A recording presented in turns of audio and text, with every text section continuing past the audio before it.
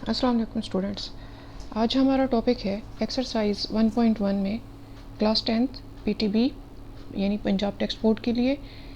इसमें हमने फैक्टराइजेशन से क्वाड्रेटिक इक्वेशन सॉल्व करनी है। फर्स्ट क्वेश्चन है हमारा X square minus X minus 20 equals to 0। आपने मेरे चैनल पे देखा होगा कि फैक्टराइजेशन मेथड में हम क्या करते हैं। फैक्टराइजेशन मेथड में हम मिड टर्म को स्प्लिट करते हैं। अभी हमारे पास यहाँ मिड टर्म क्या है, इसके सोल्यूशन के लिए हम सबसे पहले ये मिड टर्म और इनकी आइडेंटिफिकेशन करेंगे। ये मैं अपनी पिछली वीडियो में बता चुकी हूँ, जिसमें इंट्रोडक्शन है हमारा फैक्टराइजेशन मेथड का। अभी इसमें फर्स्ट कोफिशिएंट जो है a वो 1 है और b -1 और c इक्वल्स टू -20।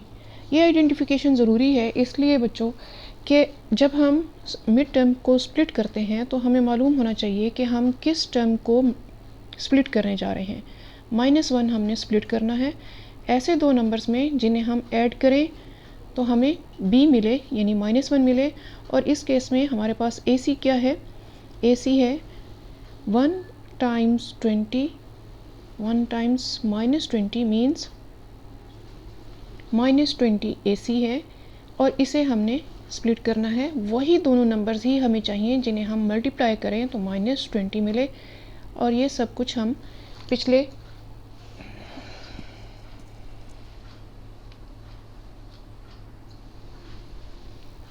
जी तो -20 हमें इन दोनों नंबर से चाहिए। नंबर्स हम चेक करते हैं कौन कौन से हो सकते हैं। अगर हम 2 टाइम्स 10 करते हैं हमें 20 मिल सकता है, लेकिन 2 को 10 में ऐड करें या सब्ट्रैक्ट करें, यानी अगर हम इन्हें साइन ऐसे दे देते हैं कि -2 कर लेते हैं तो 10 - 2 हमें -1 नहीं मिलने लगा और ना ही 2 - 10 उससे भी हमें -1 नहीं मिलने लगा, ना ही इन्हें ऐड करने से हमें -1 मिलने लगा है। इसलिए ये हमारा नंबर, ये हमारा पेयर बिल्कुल भी अप्रोप्रिएट नहीं है, मुनासिब नहीं है स्प्लिट करने के लिए। नेक्स्ट हम आ जाते हैं 4 टाइम्स 5 जी। तो ये हमें 20 दे रहा है और इसके लिए हमें -20 के लिए हमें किसी एक को माइनस करने पड़ेगा, क्योंकि अगर हम दोनों को माइनस कर देते हैं तो वो +20 हो जाएगा, जो कि हमें नहीं चाहिए। हमें एक को माइनस करना पड़ेगा।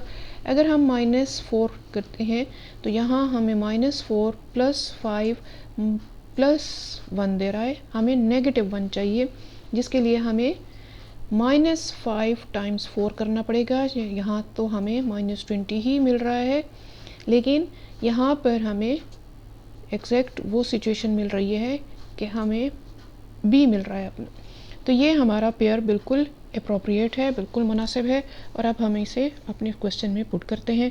क्वेश्चन में पुट करने का क्या तरीका है स्टूडेंट्स, देखें कि हमने मिड टर्म को स्प्लिट करना है। इसमें हम लिखेंगे -5x और ये जो मिड टर्म का वेरिएबल होता है यही हमारे इन दोनों नंबर्स के साथ जाएगा, यानी +4x के साथ भी और -5 के साथ भी यही वेरिएबल ही यूज़ होना है। बाकी एज इट इज़ ये दोनों टर्म्स -20 और x² ये दोनों एज इट इज़ लिखे जाते हैं। सिर्फ मिड टर्म स्प्लिट होती है और इसका वेरिएबल उन्हीं दोनों नंबर्स के पास जाता है जिनको हमने स्प्लिट करने से हासिल किया। अब नेक्स्ट स्टेप हमारे पास जो होता है वो ये है कि हमारे पास 4 टर्म्स आ चुकी होती हैं। 3 टर्म्स का क्वेश्चन होता है जो कि 4 टर्म्स में कन्वर्ट हो चुका होता है।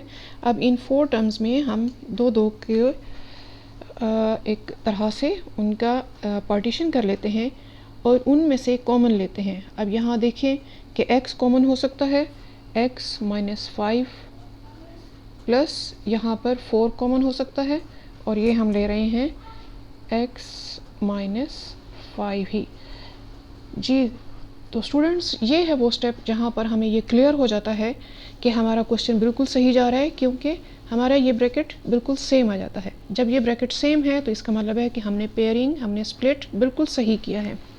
अब नेक्स्ट स्टेप में हमारे पास x -5 एक ब्रैकेट और नेक्स्ट ब्रैकेट में है हमारे पास x + 4 = 0।